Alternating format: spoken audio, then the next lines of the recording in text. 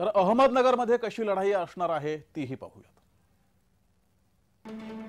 अहमदनगरमध्ये भाजपाचे सुजय विखे पाटील हे उमेदवार असतील। त्यांच्या विरोधात राष्ट्रवादी शरदचंद्र पवार गटाकडून निलेश लंके हे उमेदवार असणार आहेत। तर अहमदनगरमध्ये ही थेट दोघांमध्ये लढत होणार आहे। सुजय विखे पाटील हे भाजपाचे तिथले खासदार आहेत आणि पुन्हा एकदा ते उमेदवार असणार आहेत। त्यांच्या विरोधात निलेश लंके हे उमेदवार असतील।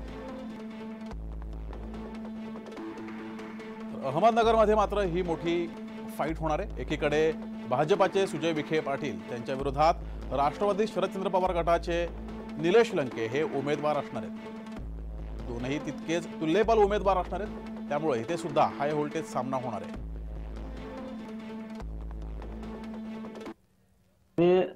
सर्वप्रथम आदरणीय राष्ट्रवादी पक्षाचे सर्वेसर्वा पवार साहेब, राष्ट्रवादी पक्षाचे प्रांताध्यक्ष जयंत पाटील साहेब आणि इतर सर्व नेते मंडळींना धन्यवाद देतो की तुम्ही माझ्यावर जो विश्वास टाकला त्या विश्वासाला कुठं तडा न देता त्या निवडणुकीला सामोरं जात असताना या मतदारसंघातील जे अनेक वर्षापासून जे प्रलंबित प्रश्न आहेत त्या प्रश्नासाठी आपण यापुढील कालखंडामध्ये झटणार आहे।